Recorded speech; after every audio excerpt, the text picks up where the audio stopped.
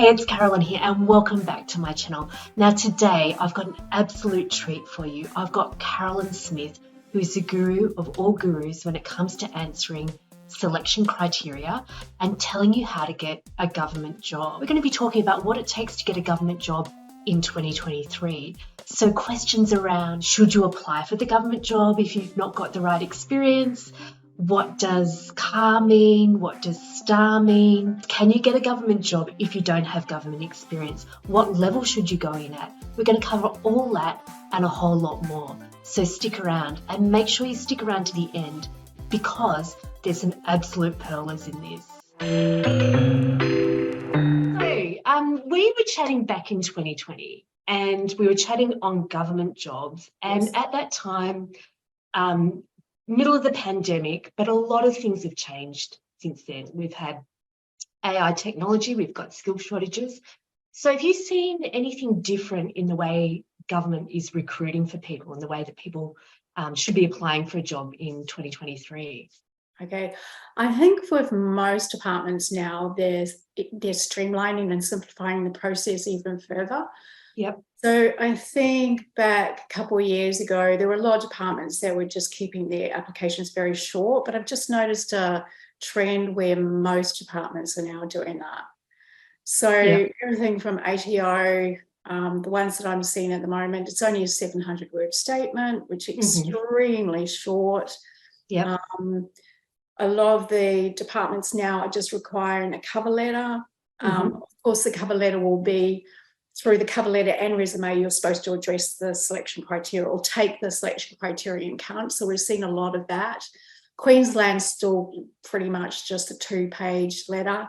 Western Australia seems to be a little bit different. I've noticed a few that I've had through from Western Australia, they've still got 3 pages or more, so they're more comprehensive. But overall, I'd say there has been the majority of departments and agencies now just require either a short statement, a cover letter, plus your resume. But these have to be addressed in the context of the skills and experience plus the selection criteria. So they're still listing out all these long selection criteria and saying you need to take these into account when you're applying, but the days of having to separately address selection criteria, unless you're going into the university sector and places like that, is pretty much gone now.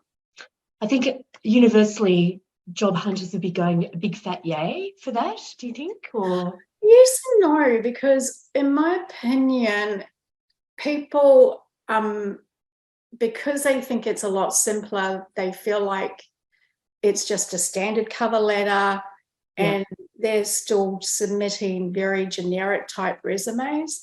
Whereas if you read between the lines, they're saying to you, you need to take the selection criteria into account. What that means effectively with the skills and experience is that you're still needing to address them, but you're not directly addressing them. So you still need to use examples, or you're still needing to use a STAR or CAR or PAR model within the context of everything that you're writing. So they are different to the private sector still. And in many ways, sometimes that's more complex to do. Well, I think you're introducing a level of thinking around structuring that letter and that criteria and that resume to all fit together. Is that right? Yeah, definitely. Yeah. So, for example, I mean, the profile of the resume would have to clearly and succinctly outline what your relevant skills, and most people would just do a generic profile that won't fit that specific job. The cover letter isn't a "Dear Sir, please find attached." It literally needs to provide a summary of how you meet those selection criteria. So in many ways, even though the government has tried to simplify the process, and I think that's a good thing, most job applicants are still missing the mark. And where are people missing the mark? Like I said, they're just not addressing it correctly. So they'll have a very generic resume that doesn't address the specific requirements of the job, or they'll think that a cover letter is something like that you would use in the private sector. So very much, which are all awful as well, but we won't go into that. But but you know what I mean. Yeah.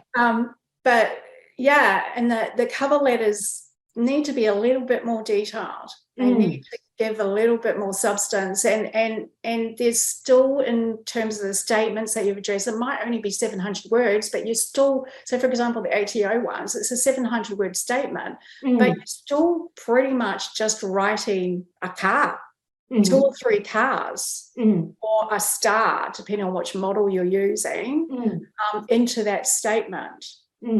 So I think people are missing the mark still in terms of what they're supposed to do. And so, like I said, most people are failing to do that. They're failing to talk about their achievements. They're failing to align their documentation to their actual requirements. And they're failing to understand that it's still a selection process, even though they've tried to make it easier.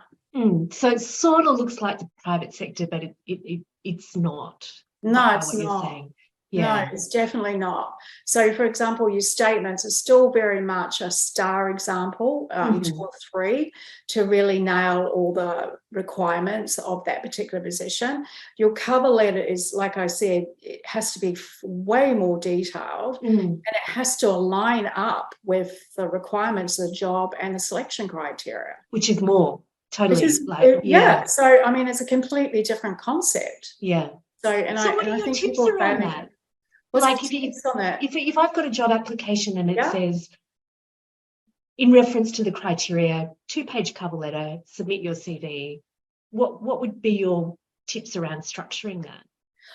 If I've got 2 pages, I can get a great deal of detail in it, and I might even outline with a separate heading, say communications or project management skills, and provide very brief, like, star examples under each one over 2 pages. Yeah. But formatted within a cover letter. So it's like, dear sir, or dear. Yeah, dear sir. And then finishing off with, yours sincerely. Looking forward to being interviewed. Yes, exactly. Like, I think I'm going to be a perfect fit for this. It'll be great to discuss this further type of scenario. So you do that with a 2-pager easily. And then within the 1-pager, you'd be putting in a whole lot of highlights, that achievements that align with the specific of the jobs and the selection criteria. And then each of those bullet points of an achievement, which you can outline quite briefly within 1 page, you can still model it on a short star, but not, you can put it in like at XYZ, I was project manager of this, $10 million project, overcame budgetary constraints and things, and ended up delivering this on time, on budget. That's your achievement. Does that make sense? Because when you look at that sentence or paragraph, that's still within the STAR framework. Yeah. But it's kept very brief. And then you can just bullet point 3 or 4 of those that meet with the job. Yeah, that makes sense. Absolute sense. For people that are watching that don't know sort of CAR or STAR, do you want to tell them what that is? So they're just 2 methodologies to get you thinking in a very outcomes focused way. So there are great methodologies in terms of identifying your achievements. CAR and STAR, PAR and SAR, there's several out there. We'll make this I'm sensing an R theme. So. Okay, but they're pretty much the same thing. Yeah. Okay, it's pretty much the same framework, just done in different ways. So a STAR is your situation, your T is your task, your A is your activity, and your R is your result. CAR is your challenge or circumstances, your activity, and your result. And SAR is your situation, your activity, your result. And PAR is your problem, your activity, your result.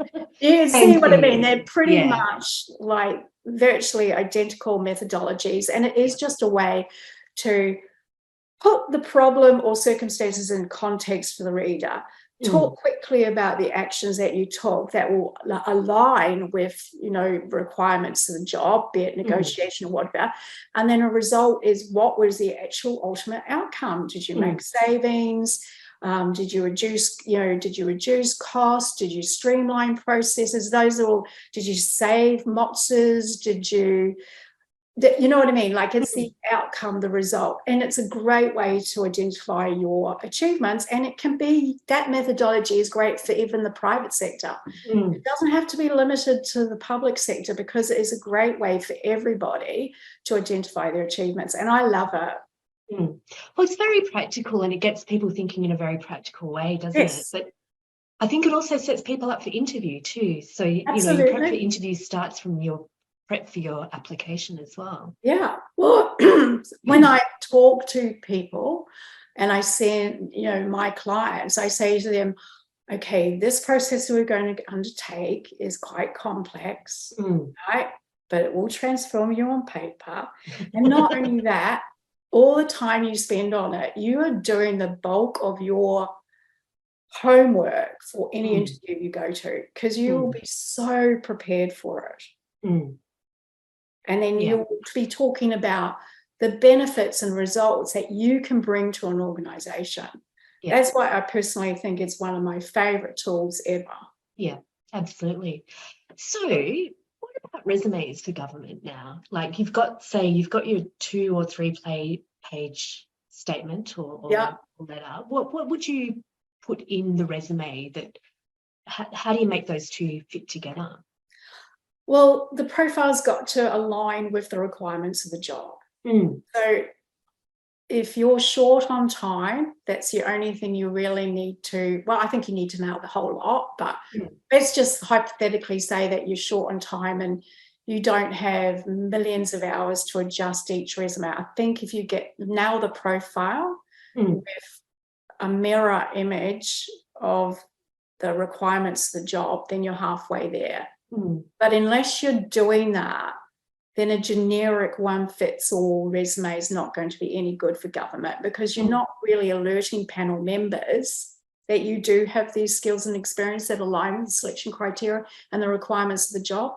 Because when you're looking at the selection criteria, you not only have to look at the selection criteria that they've put, you've also got to look at it in the context of the actual job. What the requirements of the job are. Yeah, I think a lot of people actually make that mistake, don't they? Yes. Like they can look, selection criteria can be very generic, but quite specific at the same time, because they're relating to how you're applying that skill in the job itself. Exactly. So, I mean, communication is such a generic one. I mean, let's face it, every job needs communication skills. We all need to talk, correspond, but there's very specific communication skills for each job. So if you're a policy maker, then of course you're going to have to be excellent in terms of how to brief or do ministerial briefs. And ministerial briefs is a form of communication, but it's a very specific form of communication. So if it was for a policy officer position, then you explaining how you're really good at talking to your neighbour, which is a very good communication skill as well, is completely and utterly irrelevant. You should be talking about your fact you can do these ministerial briefs or write policy papers. So people routinely get that. And so you need to connect the selection criteria with actually the job role requirements, the job description itself. So what are your top 3 tips for applying for a government job in 2023 and beyond, do you think? I know it's hard sometimes to narrow to top 3. I know. Pin you down. Not much has changed. The process, they think government's trying to make it easier for people to apply, but things haven't changed that much. Make sure you're qualified, sufficiently qualified. You don't have to be a perfect match, but you have to be a pretty good match. That would be my first one. Second, make sure that your documents really talk about your achievements. And third, which we've been talking about, make sure it matches up with your documentation, matches up with the specific requirements of the role. So in terms of like prep, do you recommend that people try and get a hold of somebody on the panel or the contact before they put in? I think it's useful. Yeah, I think getting hold of the panel and finding out a little bit more about the position itself, because then you can write to what their requirements are, because many of the job application packs are still extremely generic. And so it's very hard to nail down exactly what the job entails. So if you have a chat with them, it's a really good idea, because you get to grips more with what the job entails. And the other thing is that there might be somebody, you can ask whether somebody's acting in the position, and that gives you an idea of how competitive and whether there's going to be an internal applicant applying.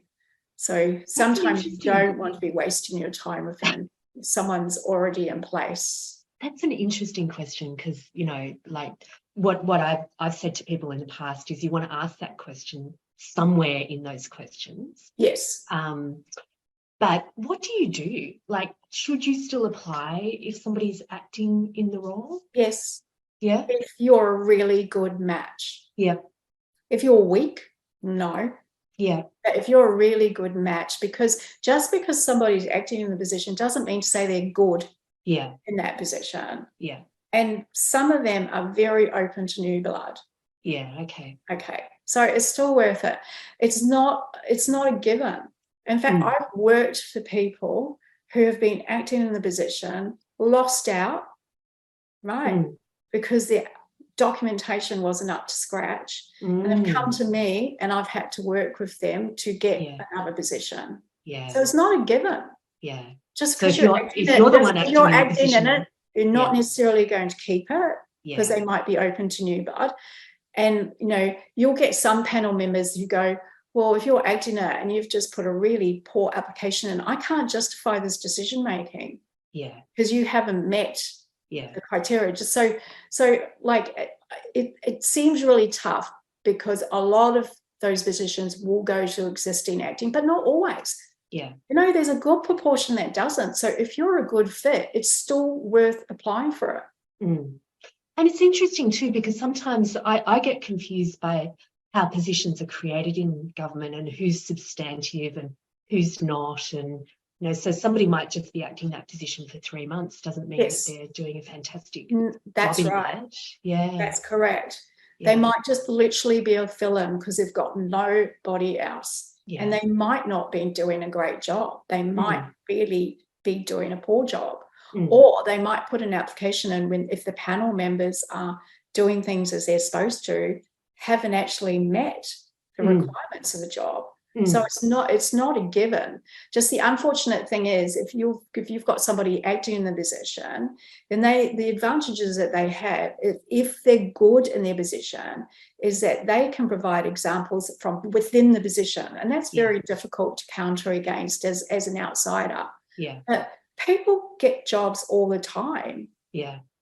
In positions that already had somebody acting in it.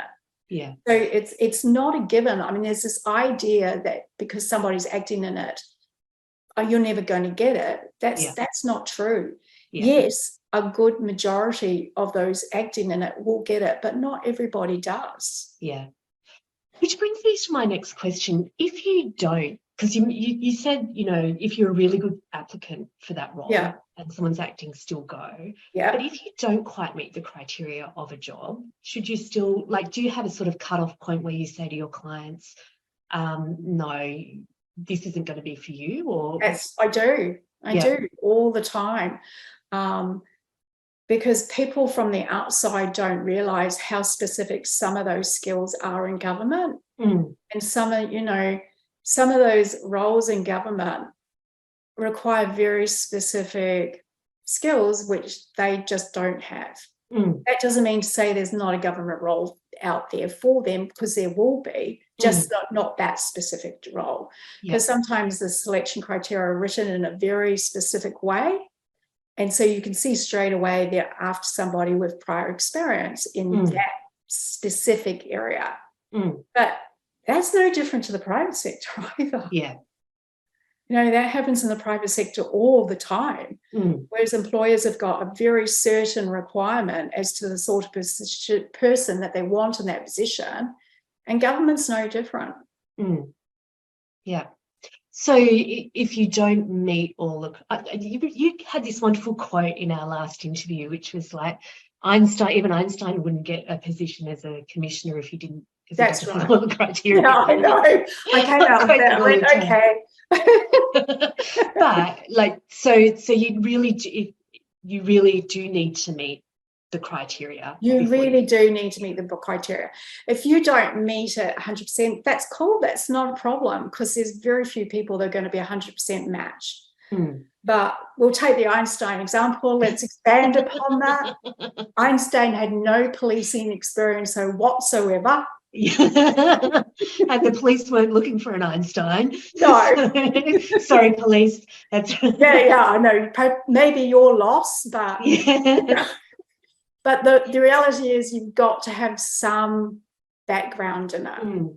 So, I mean, if you're a project manager in the private sector and you've had a lot of experience managing construction in the private sector of roads, because you've been assigned that role, I'm sure Transport New South Wales wants to talk to you. Yeah. Right? Because you've got experience in construction as a project manager. Yeah. So there is that carry through, a seamless carry through from the private to the public. In fact, they would love to talk to you.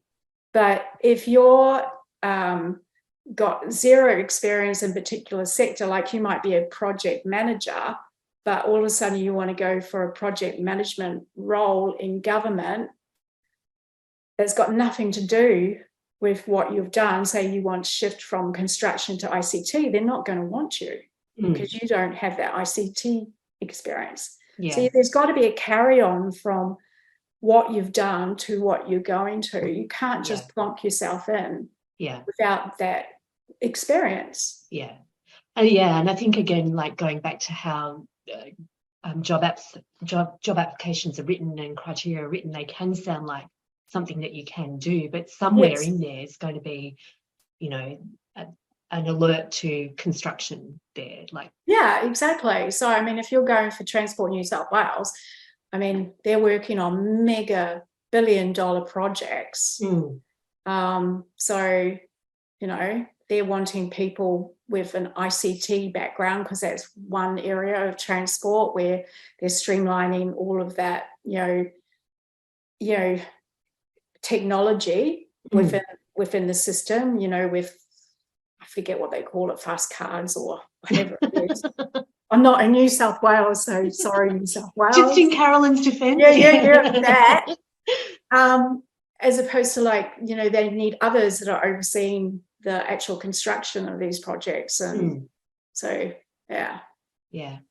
So what about, is there a level that is a good level for you to get into government as an outsider? So, you know, can you get in at senior executive level, or is it better to kind of go in at, Depends. Is there a different level?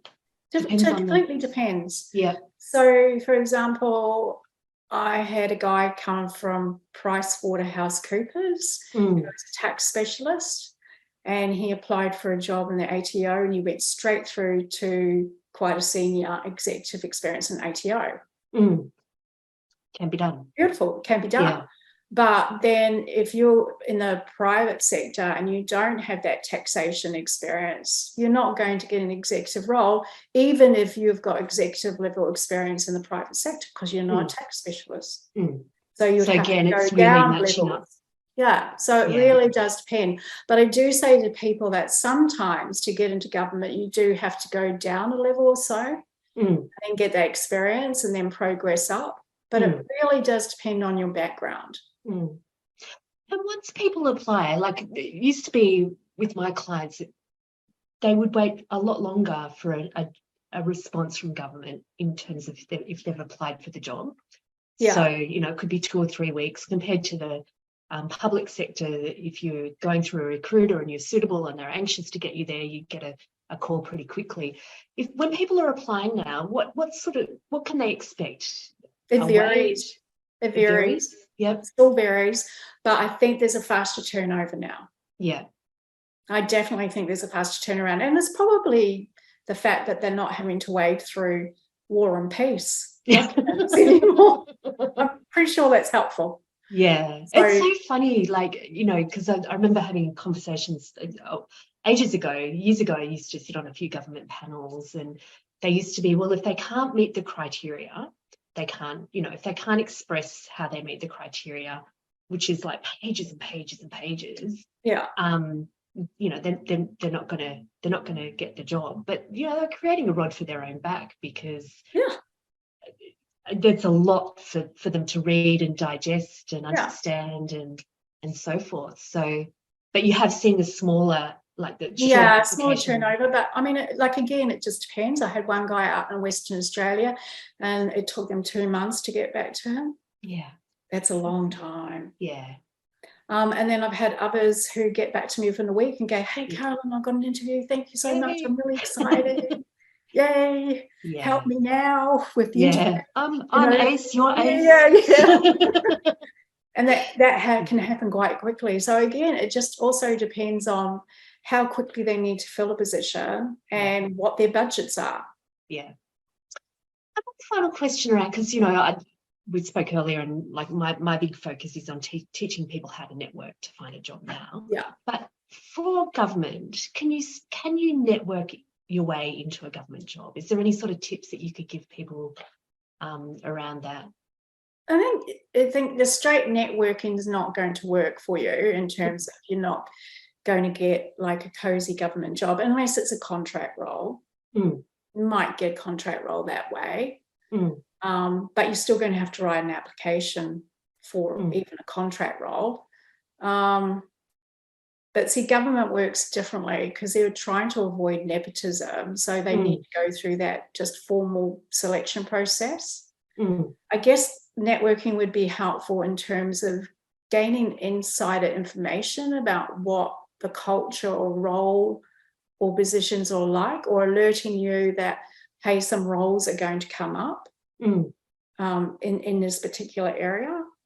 But, I mean, you can get a general idea about what roles are going to come up in government anyway, just keeping an eye out on what happens in the newspaper and what's going to happen in the next federal budget, because that will give you a huge idea where roles are going to align in government. Yeah. So the classic example is the NDIS. They're wanting to crack down on fraud.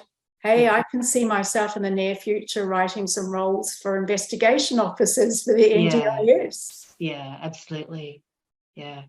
And that may give people, I guess, a clue around, well, where am I going to be able to get that? Like, if there's a big opening, where are they going to be maybe slightly less strict on previous experience in this? Yeah, so I think because there will be a large chunk of the budget going into fraud control for NDIS, because Shorten's already mentioned that that's going to be a problem. So for me, that just sounds budget, jobs, fraud detection, and NDIS. Yeah, there's a tip for everyone, really, isn't it? Like that's absolute gold for people. Follow where the government money goes, whether it's state level or the federal level. So if they're cutting budgets for infrastructure, guess where the jobs are going? Yeah, absolutely. So the federal budgets and state budgets actually huge clues as to where the money's going. Yeah. And where where you should be focusing your time and getting yourself ready. But people don't think that way. Well, none of us do we? But I always get excited when budgets come out, because I know I think you're marking yourself in the road there, Carolyn.